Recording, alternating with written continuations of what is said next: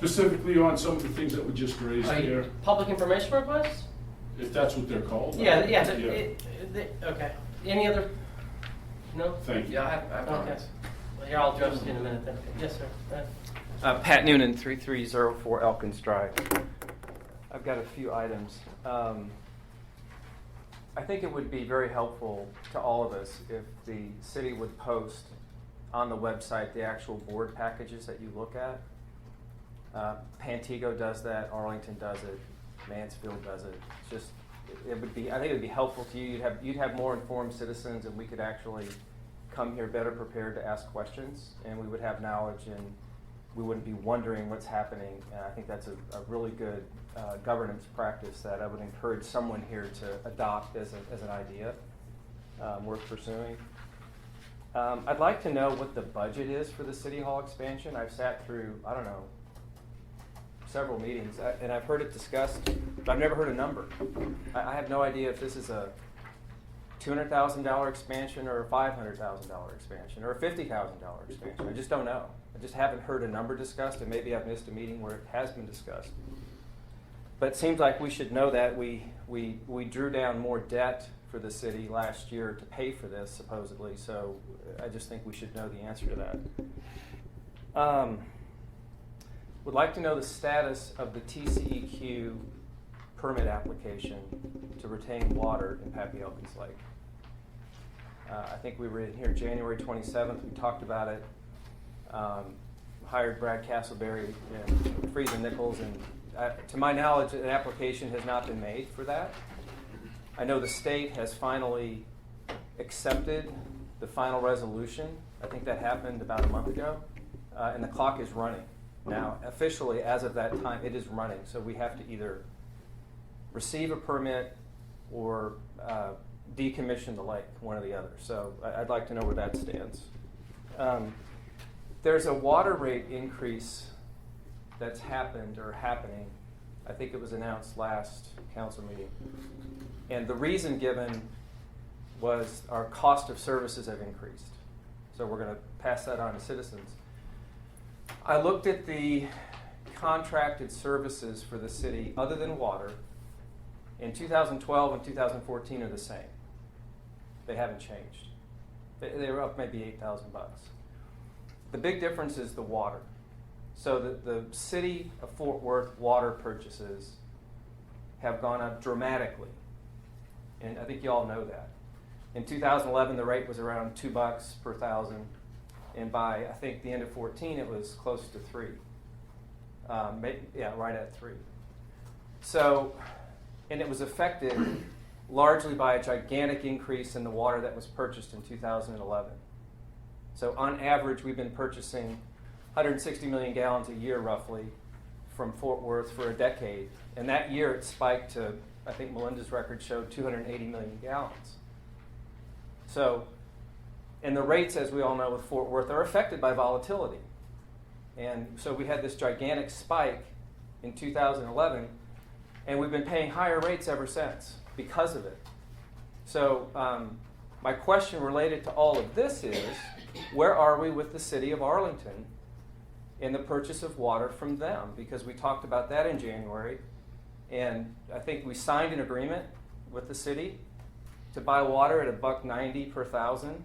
That would be pressurized and actually get to the top of the tower without having to pump it. So where does that stand? Question. The March 31st special meeting that was held. I got to admit, that one snuck past me. I've been checking to see what's posted here pretty regularly, and I never saw an agenda posted. I'm not saying one wasn't posted, but I know it wasn't put on the marquee out here. So that was a quick 7-minute meeting, and you only covered 2 items. Love to hear from whoever organized that meeting why that was required to be done in a special meeting. There were 2 items covered in that meeting. The city approved the financial statements for 2014, and they approved the minutes of a council meeting from 2012.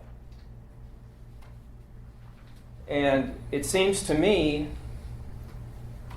people are paying attention and have been watching. And so the perception when something like that happens is they don't want anybody to know about the meeting. Let's not cover these two items in a meeting like this. Let's have a quick meeting. So I'd love to know why the special meeting was needed for two items.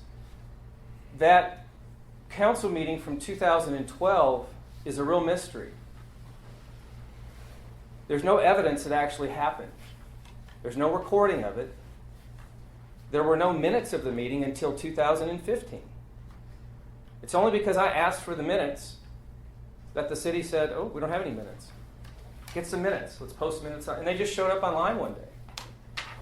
And, when we have council meetings, we write minutes from those meetings.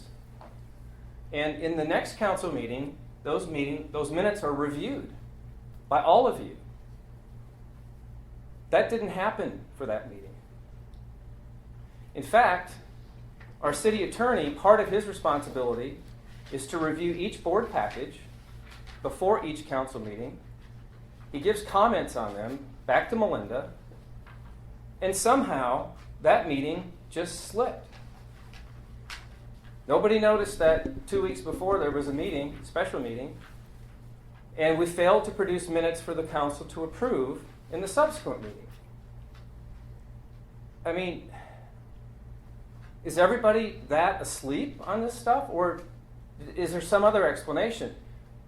The resolution, the single resolution from that meeting was the approval of XTO's gas permit to put the gas compressor on the pad side.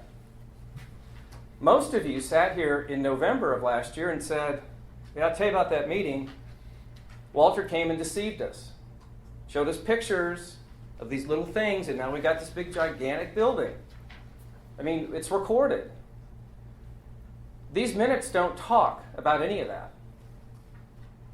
They don't even mention Walter. Walter's not mentioned as attending that meeting. And yet you all said he came here and talked to you. Misled you, as a matter of fact.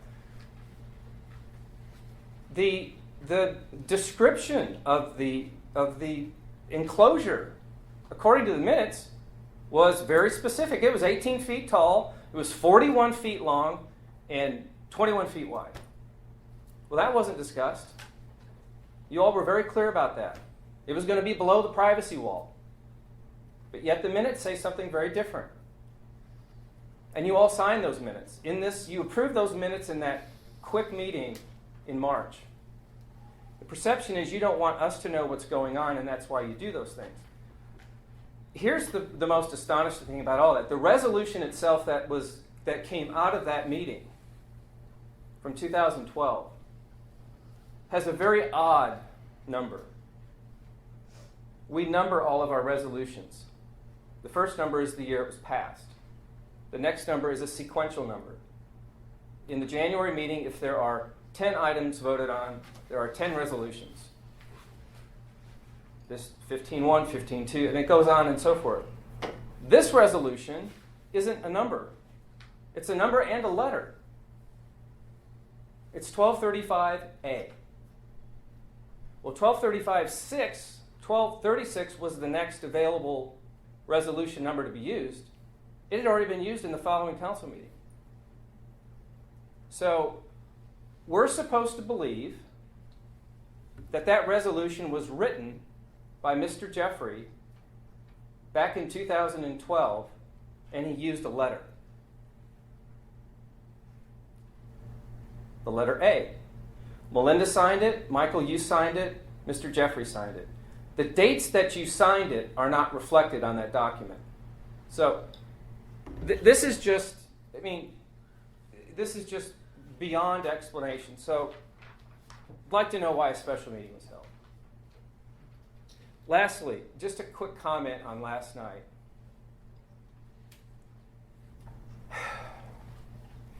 I don't know how many people live up here.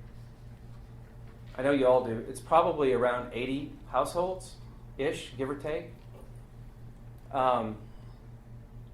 Those people deserve your stewardship. They deserve your protection. You represent everyone. You represent me. I know you don't like it when I come in here and talk the way I do, but it's important to me to be in a transparent city. And I don't think we have that here. And I've been trying to change that for a year. These people deserve your protection. Every one of you knows you're going to destroy their home values. It's a given. It's obvious that that's coming. And because I don't know why, maybe because they live in the small houses that aren't worth much, they're not your voting block, perhaps. I don't know. Maybe they never vote. But I think we'd have a different approach here if the 6 of you lined up along that field. If you lived there, I don't think we'd be talking about this. I think there'd be another solution, another approach that could be looked at. I encourage you, for their benefit, to do that. I think it would be good for the city. We don't seem to have any qualms about hiring attorneys to do stuff.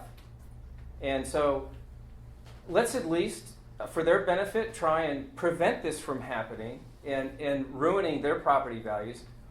If they organized a class action suit for decrease in property value under the Texas statutes, I think the city's exposed to that, not the school district. That would be on us. And, get 80 people to throw in and get a contingency lawyer working on it. I would do it. But why not? If the city's going to impose that on them, then they need to deal for themselves. So that's what I have. Thank you. Any other citizen comments? Council comments.